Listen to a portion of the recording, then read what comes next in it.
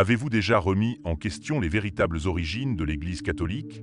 A-t-elle été fondée dans la continuité des enseignements de Jésus-Christ, ou existe-t-il une histoire plus complexe et méconnue derrière son ascension? Cette vidéo révélera des vérités profondes qui approfondiront votre compréhension de la foi, de l'histoire et de la spiritualité. Restez avec nous jusqu'à la fin, car chaque partie de cette vidéo dévoile des faits qui remettent en question les récits traditionnels. Si vous êtes quelqu'un qui valorise la spiritualité, qui veut découvrir le sens profond de la foi et qui aime apprendre du contenu qui enrichit votre âme, assurez-vous de vous abonner à cette chaîne dès aujourd'hui. En vous abonnant, vous rejoignez une communauté dont la mission est de vous rapprocher de Dieu et de découvrir des idées qui changent la vie. Explorons l'intersection fascinante de la foi, de la politique et de l'histoire, et posons les questions que peu de gens osent affronter. Attachez vos ceintures pour un voyage qui pourrait transformer votre vision du christianisme et approfondir votre connexion avec votre chemin spirituel. L'histoire de l'origine de l'Église catholique commence dans la Bible, en particulier dans l'Évangile de Matthieu. Ici, Jésus s'adresse à Pierre et déclare « Tu es Pierre, et sur cette pierre je bâtirai mon Église ». Ces paroles sont souvent considérées comme la pierre angulaire du fondement institutionnel du christianisme. Mais que voulait vraiment dire Jésus? Faisait-il référence à une institution physique ou à un mouvement spirituel basé uniquement sur la foi? Les spécialistes débattent de l'interprétation de ce passage depuis des siècles. Certains soutiennent qu'il reflète la vision de Jésus d'une humble communauté de croyants, liés par la foi plutôt que par l'autorité. D'autres le voient comme le modèle de ce qui deviendrait plus tard l'Église catholique, une institution structurée visant à diffuser ses enseignements à travers le monde. Et la Bible met souvent l'accent sur la simplicité et l'humilité dans le culte, exhortant les croyants à éviter les distractions du monde. Par exemple, Philippiens 2:7 souligne comment le Christ, malgré sa nature divine, a adopté l'humilité et le service. Cela remet en question la manière dont l'Église est devenue l'une des institutions les plus puissantes et les plus riches de l'histoire. Pierre, souvent appelé le premier pape, a joué un rôle central dans la formation des premières communautés chrétiennes. Pourtant, l'autorité qu'il exerçait était spirituelle plutôt que politique.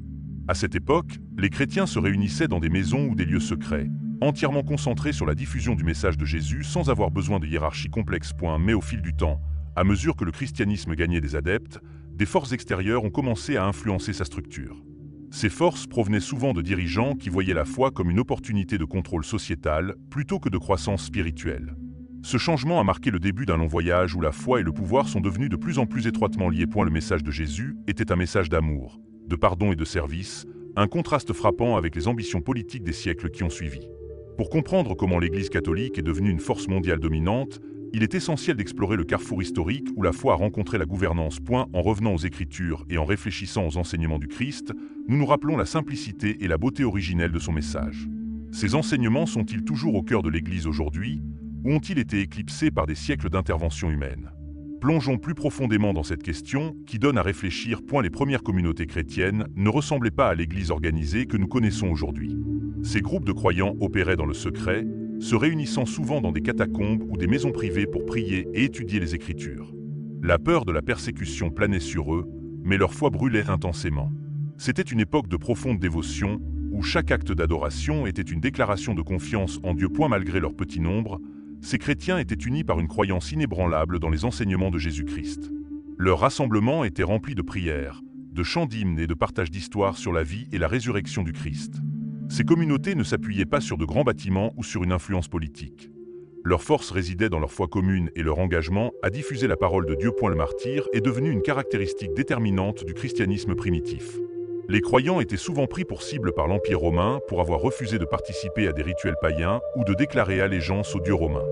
Beaucoup ont été emprisonnés, torturés ou exécutés, mais ils ont affronté ces épreuves avec un courage remarquable. Ils croyaient que leur souffrance était un témoignage de leur foi et que leur récompense ultime les attendait au paradis. Ce dévouement inébranlable a attiré l'attention des autres.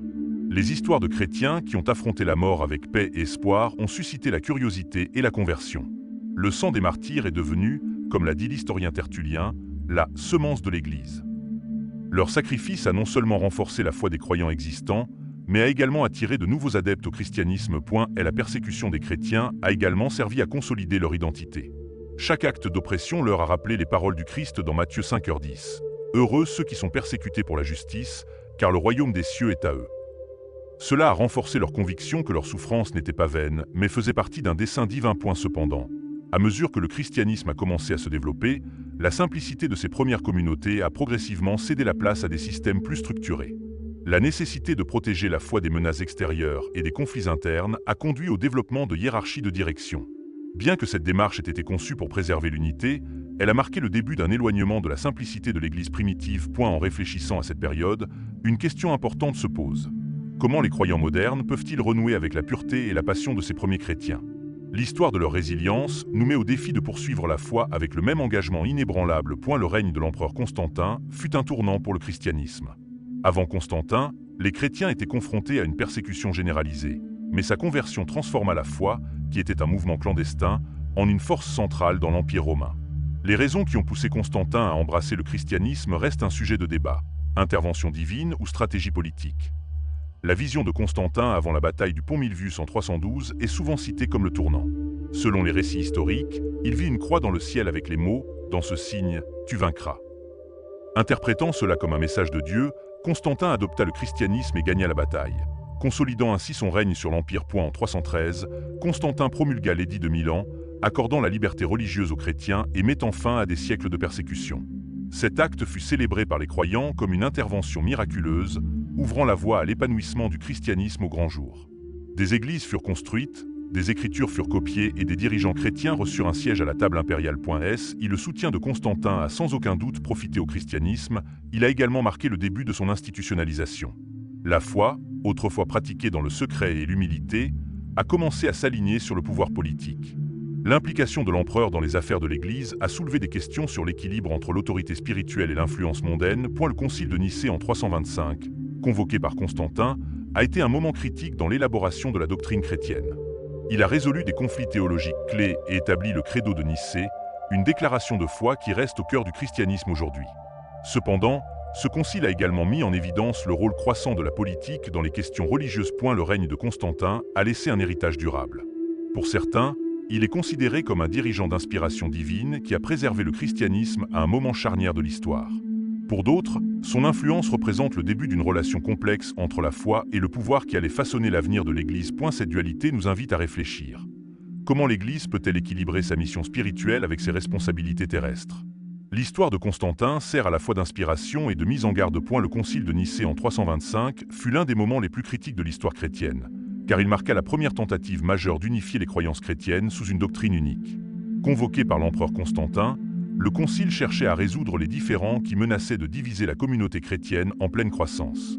Au cœur de son ordre du jour se trouvait la question de la divinité du Christ, un sujet qui avait suscité une controverse importante. Le concile réunit des évêques et des théologiens de tout l'Empire romain.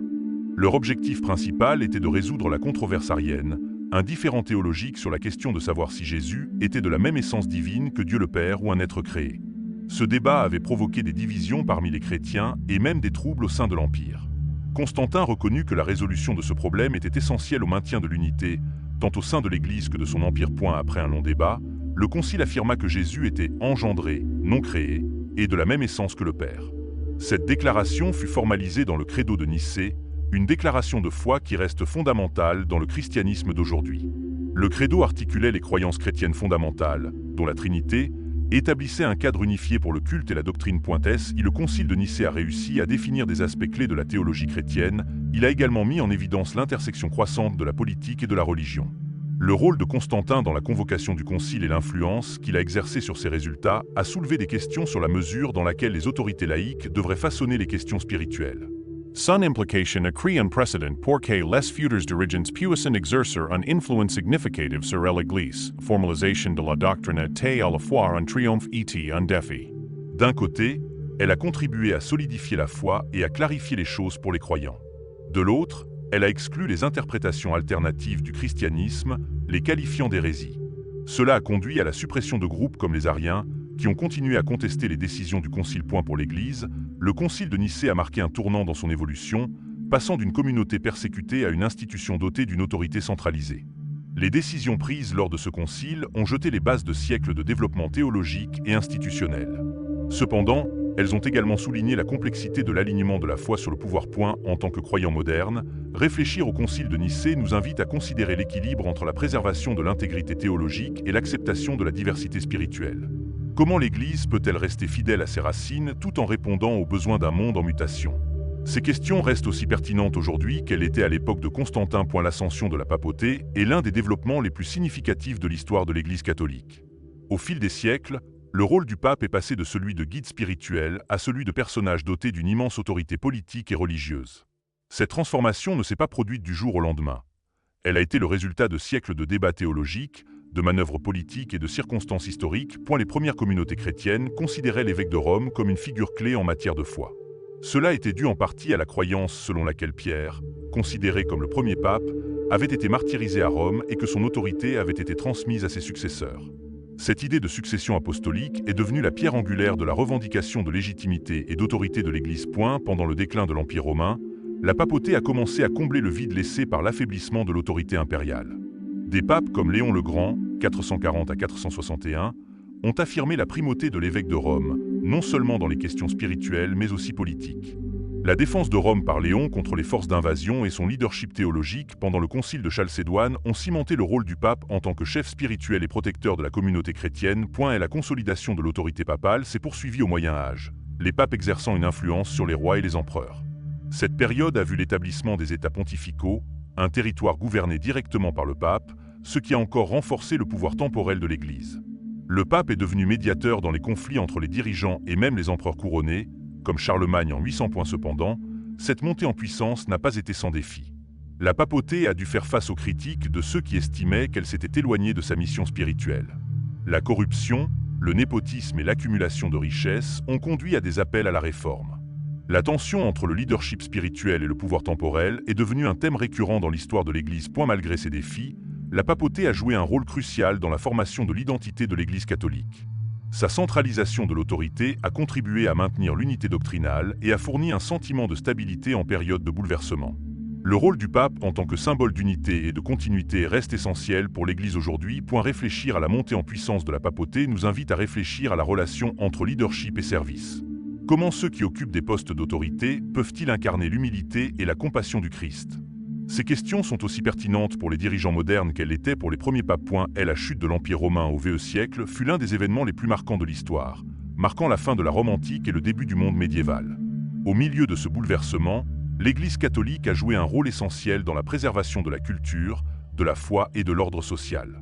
Alors que l'Empire s'effondrait sous le poids des invasions et de la décadence interne, l'Église est apparue comme un phare de stabilité et d'espoir.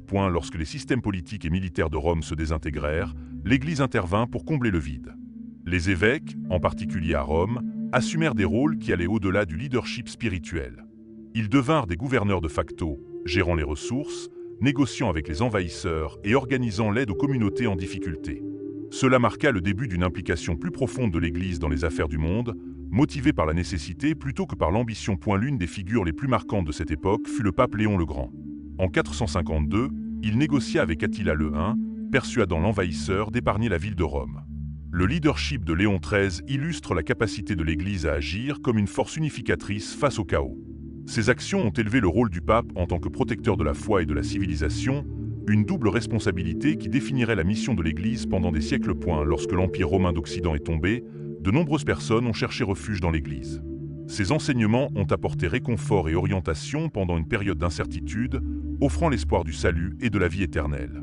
L'accent mis par l'Église sur la charité et la communauté a également favorisé un sentiment d'appartenance qui était particulièrement vital lorsque les structures traditionnelles de la société se sont effondrées. Les monastères établis à cette époque ont joué un rôle crucial dans la préservation du savoir et de la culture.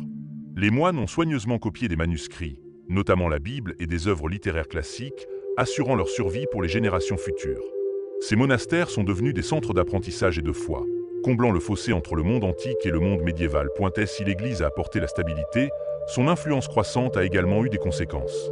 En devenant une force dominante dans le monde post-romain, elle a commencé à façonner les lois, la politique et l'éducation. Cette imbrication entre le pouvoir spirituel et le pouvoir temporel était à la fois une source de force et un motif de critique.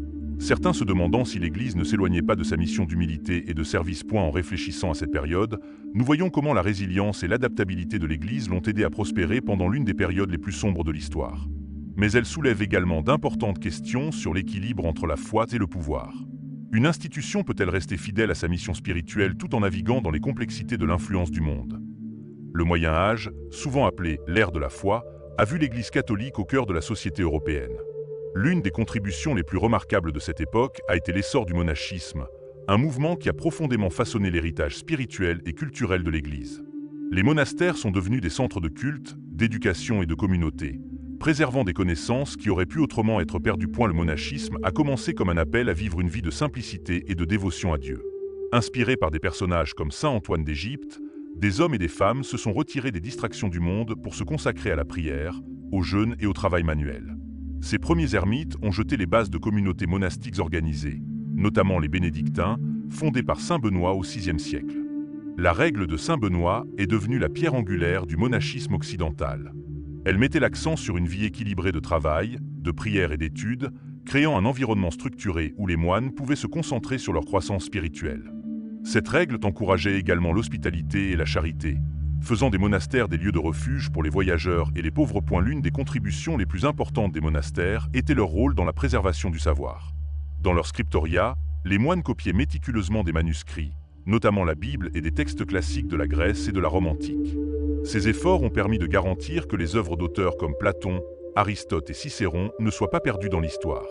Sans le dévouement de ces moines, une grande partie du patrimoine intellectuel du monde antique aurait pu disparaître. Les monastères sont également devenus des centres d'innovation et d'apprentissage. Ils ont cultivé des techniques agricoles, fait progresser la médecine et développé des styles architecturaux qui ont influencé la culture européenne pendant des siècles. Le chant grégorien, caractéristique de la musique liturgique, est né dans des contextes monastiques, enrichissant la vie spirituelle de l'Église. Cependant, à mesure que les communautés monastiques gagnaient en richesse et en influence, elles furent critiquées pour s'être éloignées de leurs idéaux d'origine. Certains monastères accumulèrent des terres et des ressources importantes, ce qui conduisit à des accusations de corruption et de matérialisme. Ces tensions déclenchèrent des réformes, comme les mouvements clunisiens et cisterciens, qui cherchèrent à ramener le monachisme à ses racines de simplicité et de piété. L'héritage du monachisme est d'un impact profond. Il préserva la foi, nourrit la croissance intellectuelle et fournit un modèle de dévotion et de service. En réfléchissant à cette époque, elle nous met au défi de réfléchir à la manière dont nous équilibrons le dévouement spirituel avec les tentations du succès mondain. Les croisades furent l'un des chapitres les plus dramatiques et les plus controversés de l'histoire de l'Église catholique. Ces expéditions militaires, lancées entre le XIe et le XIIIe siècle, visaient à reprendre la Terre Sainte au contrôle musulman.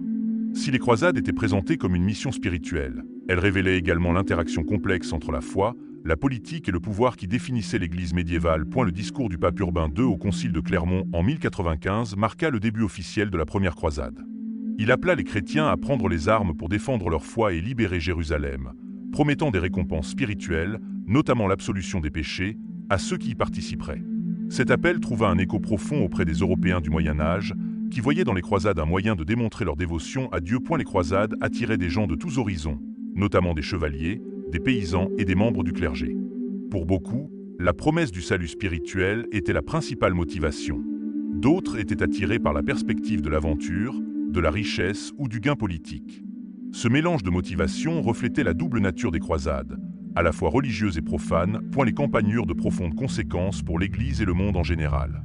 La première croisade réussit à capturer Jérusalem en 1099, mais les croisades suivantes furent moins fructueuses et souvent marquées par des échecs et des controverses.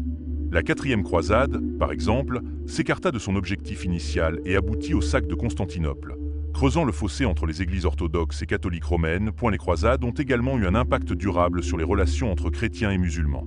Bien qu'elles aient été présentées comme une défense de la foi, la violence et les atrocités commises au cours de ces campagnes ont laissé des blessures durables. Pour beaucoup, les croisades rappellent à quel point le zèle religieux, lorsqu'il est mêlé à l'ambition politique, peut avoir des conséquences dévastatrices. Malgré leur nature controversée, les croisades ont également eu des avantages culturels et économiques inattendus. Elles ont facilité l'échange de connaissances, d'art et de technologies entre l'Europe et le monde islamique, contribuant ainsi à la Renaissance. Cette période de contact a élargi les horizons et apporté de nouvelles idées à une Europe qui était relativement isolée. L'héritage des croisades continue de susciter le débat. S'agissait-il d'une noble défense de la foi ou d'un détournement tragique de la religion à des fins politiques et économiques ? Réfléchir à cette époque nous pousse à réfléchir à la manière dont nous pouvons poursuivre des objectifs spirituels sans succomber aux tentations du pouvoir et de la violence. La réforme protestante du XVIe siècle fut l'un des bouleversements les plus importants de l'histoire de l'Église. Déclenchée par un mécontentement généralisé face à la corruption et aux abus au sein de l'Église catholique, la réforme a conduit à l'émergence de confessions protestantes et a modifié à jamais le paysage religieux de l'Europe. Le mouvement est souvent associé à Martin Luther, un moine allemand qui, en 1517, a cloué ses 95 thèses sur la porte d'une église de Wittenberg. Les critiques de Luther portaient sur la vente d'indulgences, des paiements effectués à l'église en échange du pardon des péchés, et sur le manque d'accès aux Écritures pour les croyants ordinaires. Il a plaidé pour le salut par la foi seule et l'autorité des Écritures sur les traditions de l'Église. Les idées de Luther se sont rapidement répandues, alimentées par l'invention de l'imprimerie. Son appel à la réforme a trouvé un écho auprès de nombreuses personnes frustrées par la richesse de l'Église et par le déclin moral perçu. D'autres réformateurs, comme Jean Calvin et Huldrych Zwingli, ont ajouté leur voix au mouvement, chacun apportant des perspectives théologiques uniques qui ont façonné le protestantisme. L'Église catholique a répondu à la fois par une condamnation et une réforme. Le Concile de Trente, 1545 à 1563, a été convoqué pour traiter les questions soulevées par les réformateurs et pour réaffirmer les doctrines catholiques clés. Cette période, connue sous le nom de Contre-réforme, a vu l'Église prendre des mesures pour éliminer la corruption et renouveler sa mission spirituelle, tout en s'opposant agressivement au protestantisme. La réforme a eu des conséquences de grande portée. Elle a mis fin à l'unité religieuse de l'Europe occidentale, ce qui a conduit à des siècles de conflits entre catholiques et protestants. Elle a également démocratisé la foi, en donnant aux individus un meilleur accès aux Écritures et en encourageant l'interprétation personnelle de la parole de Dieu. Ce changement a profondément influencé la relation entre les croyants et l'Église. Pour beaucoup, la réforme était une correction nécessaire à une institution qui avait perdu son chemin. Pour d'autres, elle représentait une division tragique au sein du corps du Christ. Quelle que soit la perspective, cette leçon nous rappelle l'importance de la responsabilité et la nécessité pour les institutions de rester fidèles à leur mission spirituelle. Aujourd'hui, les leçons de la réforme restent pertinentes. Elles nous poussent à réfléchir à la manière dont les communautés religieuses peuvent évoluer et s'adapter tout en préservant l'essence de leurs croyances. Elles nous rappellent également le pouvoir de la foi individuelle pour inspirer le changement. Même face à une immense opposition, la contre-réforme fut la réponse de l'Église catholique aux défis posés par la réforme protestante. Cette période de renouveau et de réforme visait à lutter contre la corruption interne, à réaffirmer la doctrine catholique et à récupérer l'autorité spirituelle dans une chrétienté de plus en plus divisée. Le Concile de Trente fut au cœur de la contre-réforme. Convoqué en 3 sessions entre 1545 et 1563, le Concile avait pour objectif de clarifier les enseignements catholiques et de répondre aux critiques soulevées par les réformateurs protestants.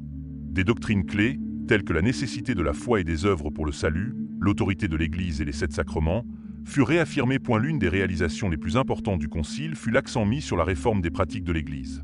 Il s'attaqua aux abus tels que la vente d'indulgences, établit des directives plus strictes pour le clergé et souligna l'importance de l'éducation et de l'intégrité morale parmi les dirigeants de l'Église.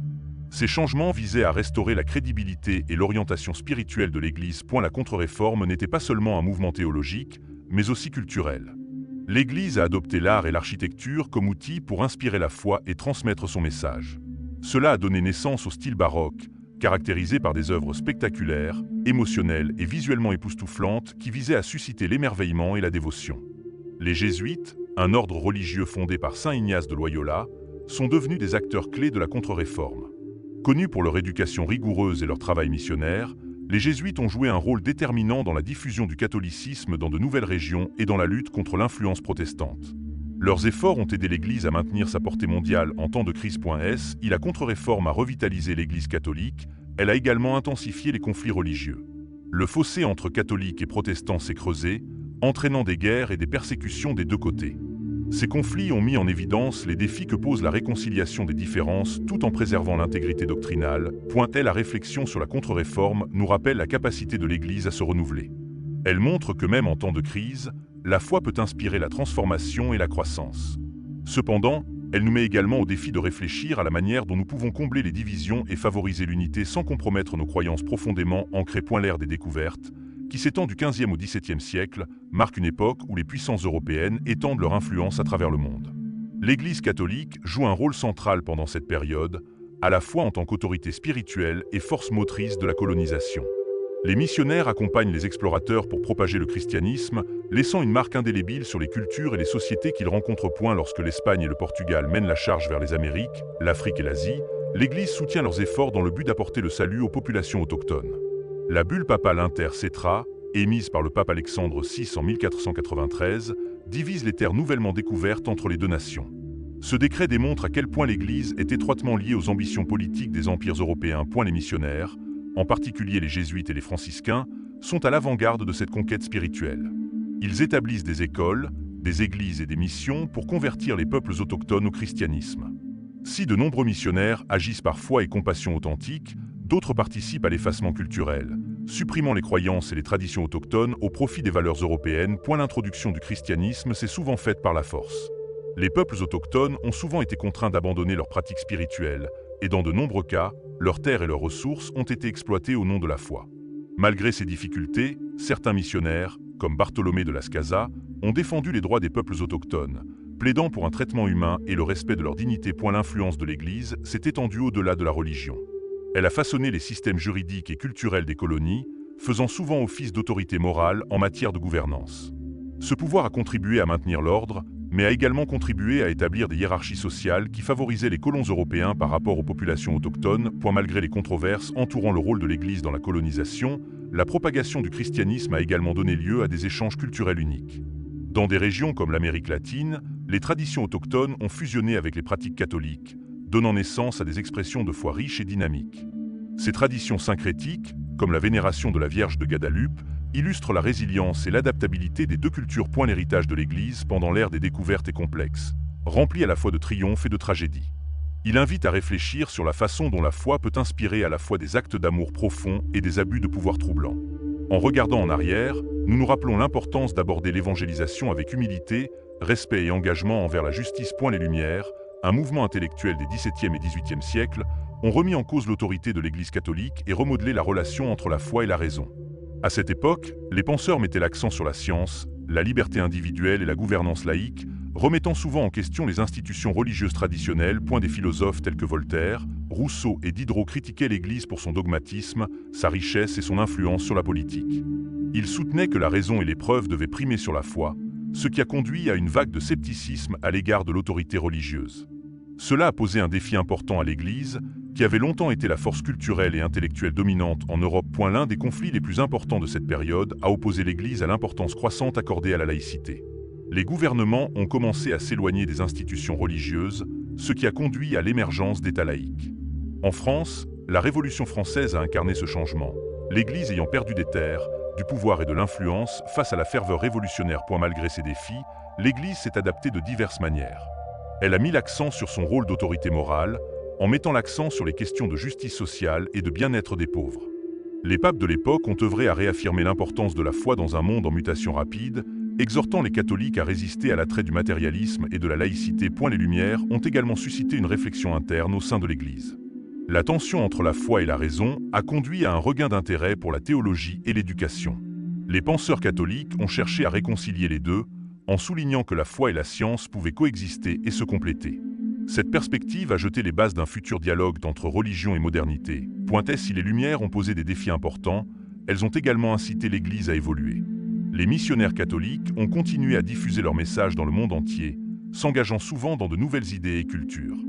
La résilience de l'Église au cours de cette période a démontré sa capacité à s'adapter sans compromettre ses croyances fondamentales. Réfléchir aux Lumières nous rappelle que la foi et la raison ne sont pas nécessairement en contradiction. Au contraire, elles peuvent travailler ensemble pour approfondir notre compréhension du monde et de notre place en son sein.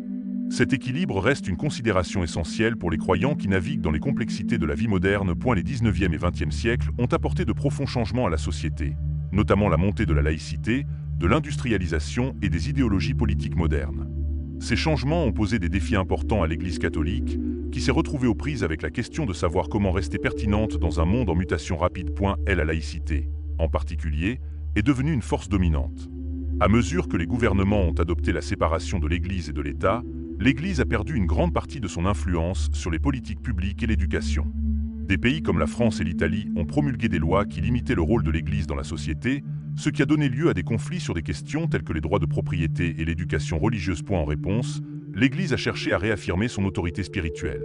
Le pape Pie IX, par exemple, a convoqué le premier concile du Vatican en 1869, qui a proclamé la doctrine de l'infaillibilité papale. Cette affirmation de l'autorité papale était à la fois une réaction aux pressions de la modernité et une déclaration de l'engagement indéfectible de l'Église envers ses enseignements. L'émergence de nouvelles idéologies politiques, comme le socialisme, le communisme et le libéralisme, a encore compliqué la position de l'Église.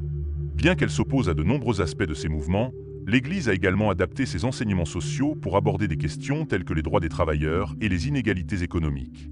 L'encyclique Rerum Novarum, 1891, du pape Léon XIII a marqué le début de l'enseignement social catholique, En soulignant la dignité du travail et la nécessité de la justice dans les systèmes économiques. Au cours du XXe siècle, l'Église a dû faire face à des défis supplémentaires, notamment les 2 guerres mondiales et la montée des régimes totalitaires. Malgré ces épreuves, elle est restée une voix pour la paix et la dignité humaine, s'opposant souvent aux gouvernements oppressifs. Des personnalités comme le pape Pie XII et plus tard le pape Jean-Paul II ont joué un rôle essentiel pour traverser cette période de turbulence. L'Église a également adopté la modernisation de diverses manières. Le Concile Vatican II, 1962 à 1965, a apporté des réformes radicales, notamment l'utilisation des langues vernaculaires dans la liturgie et des efforts pour s'ouvrir aux autres religions et au monde moderne. Ces changements reflètent le désir de l'Église de rester accessible et pertinente pour les croyants contemporains. La réponse de l'Église à la modernité révèle sa résilience et sa capacité d'adaptation. Elle continue de faire face aux défis de la laïcité, s'efforçant d'équilibrer ses traditions avec les exigences d'un monde en constante évolution. Pour les croyants, ce cheminement sert à rappeler que la foi n'est pas statique mais évolue en réponse aux besoins de chaque génération. Le Concile Vatican II, souvent appelé Vatican II, fut l'un des événements les plus transformateurs de l'histoire catholique moderne. Convoqué par le pape Jean XXI en 1962, le Concile cherchait à renouveler la mission de l'Église dans un monde en rapide mutation. Ces réformes visaient à rendre l'Église plus accessible, plus inclusive et plus engagée dans la société contemporaine. L'un des changements les plus importants introduits par Vatican II fut l'utilisation des langues vernaculaires dans la messe. Celle-ci remplaça la tradition séculaire du latin, permettant aux croyants de participer plus pleinement à la liturgie. Le Concile souligna que l'Église devait être une communauté de fidèles, favorisant la participation active plutôt que l'observance passive. Vatican II a également promu l'écuménisme, encourageant le dialogue et la coopération avec les autres confessions chrétiennes et religions du monde. Cela a marqué un changement majeur par rapport à la position précédente de l'Église, qui considérait souvent les autres confessions comme des adversaires. Le Concile a reconnu l'humanité commune de tous les peuples et a appelé au respect et à la compréhension mutuelle. Un autre objectif clé du Concile était la justice sociale. Vatican II a souligné la responsabilité de l'Église de s'attaquer à des problèmes tels que la pauvreté, les inégalités et les droits de l'homme.